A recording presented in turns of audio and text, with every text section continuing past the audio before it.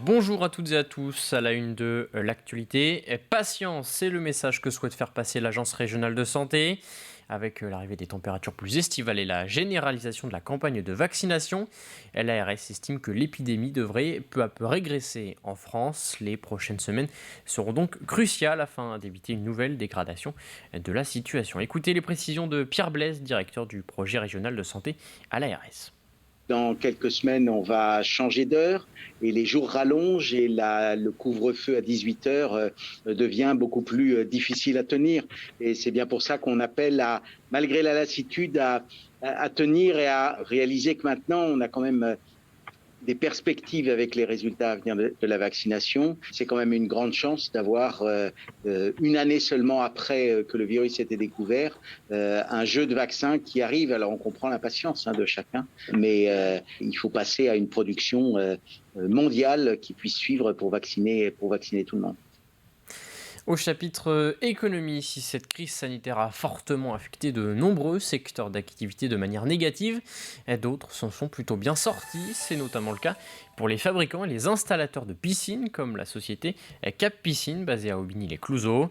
Depuis la sortie du premier confinement, le carnet de commandes ne désemplit pas. Reportage Pierre Dalicieux. Ces bassins n'attendent plus qu'une chose, être enterrés et mis en eau. Une opération qui ne prend pas plus d'une semaine. Donc là, vous avez une piscine qui est prête à partir, qui va partir tout à l'heure. Le camion est déjà rendu en livraison et qui va être chargé ce soir pour une livraison pour demain. La particularité de notre métier, c'est que une piscine coque est posée en 3 jours. Des piscines qui se vendent comme des petits pains ou presque chez ce fabricant, l'unique en Vendée. Les commandes se sont un peu calmées ces dernières semaines, mais ont explosé en 2020. De 140 bassins pour une année normale, l'entreprise est passée à plus de 200. Un phénomène directement lié au confinement, selon cette société.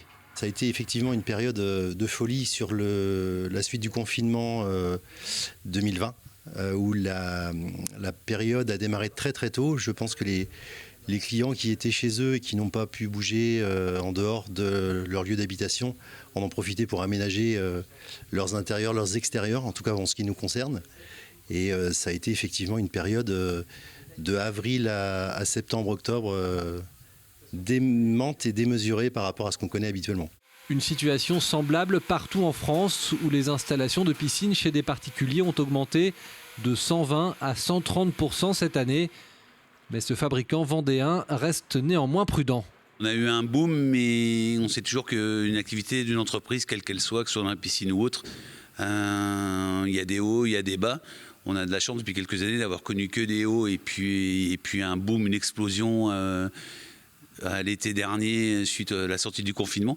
Maintenant, demain, il faut rester vigilant, ce qui ne nous empêche pas d'investir parce que c'est dans ces périodes-là où il faut accentuer. Plus de commandes et un besoin en main-d'œuvre plus important également. L'entreprise va bientôt faire construire une nouvelle usine pour pouvoir continuer à se développer. Dans le reste de l'actualité, la journée nationale consacrée aux victimes d'attentats terroristes se tenait hier. En Vendée, une cérémonie s'est déroulée à La Roche-sur-Yon en petit comité en raison du contexte sanitaire. Seul le préfet, quelques élus et des membres du conseil municipal des jeunes étaient présents.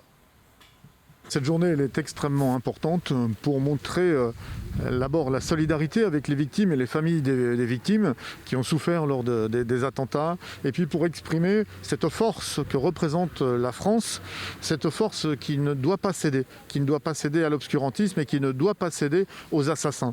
Et c'est pour cela qu'être présent aujourd'hui et chaque 11 mars déposer une gerbe à la mémoire des sacrifiés de ces attentats, c'est extrêmement important pour la nation.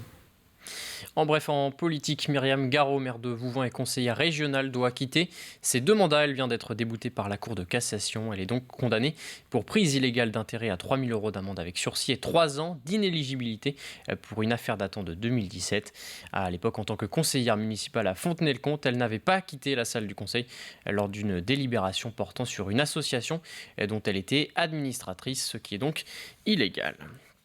On termine ce journal avec du cinéma et la 46e cérémonie des Césars qui récompensera ce soir les meilleurs films sortis en France en 2020. Une cérémonie forcément particulière cette année. En Vendée, comme un peu partout en France, des lycéens ont eu l'opportunité de devenir jurés pour attribuer le César des lycéens. Il sera d'ailleurs pour la première fois remis pendant la cérémonie. Une quinzaine d'élèves du lycée Notre-Dame de la Tourtelière de Pouzauges se sont ainsi prêtés au jeu de la critique cinématographique. Reportage Samuel Grasset. C'est l'heure des délibérations. Ces lycéens prennent tour à tour la parole pour défendre leur point de vue sur l'un des 5 films en compétition. Les années 80, on l'a vu par les costumes utilisés, la musique. Yael a déjà fait son choix, ce sera Été 85 de François Ozon sur une histoire d'amour courte et intense entre 2 garçons. Je trouve que l'homosexualité n'était pas représentée comme quelque chose de négatif et ça j'ai beaucoup apprécié parce que je trouve que c'était quelque chose de positif. Romain, lui, a choisi de défendre le film documentaire Adolescente. Je me suis bien retrouvé dedans, que ce soit par exemple les disputes avec les parents, c'est vraiment des éléments, ça m'a fait un choc. Des avis qui vont au-delà de leur opinion sur le scénario. Les lycéens ont endossé un véritable rôle de juré et ont aiguisé leur regard sur la réalisation, l'image ou le son. Si justement l'image correspond bien, les plans, les cadrages.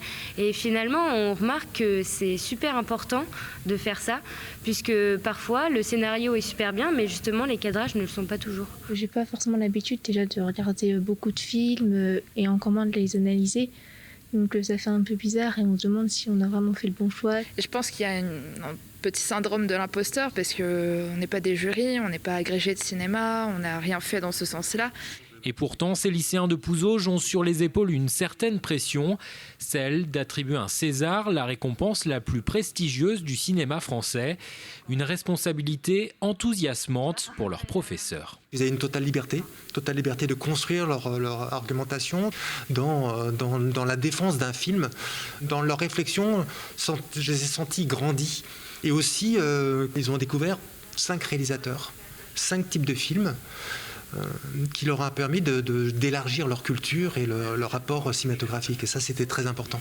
Au total, 1500 lycéens français ont chacun voté pour un film. Leur décision sera connue ce vendredi soir lors de la cérémonie des Césars. Au lycée Notre-Dame, Été 85 fait figure de favori devant Antoinette dans les Cévennes et Adolescente. Les prévisions météo pour cet après-midi, le ciel alternera entre de nouvelles précipitations et de belles éclaircies. Côté température, comptez entre 10 et 12 degrés pour les maximales. Aujourd'hui, c'est la fin de cette édition. Je vous retrouve à 18h pour un nouveau journal.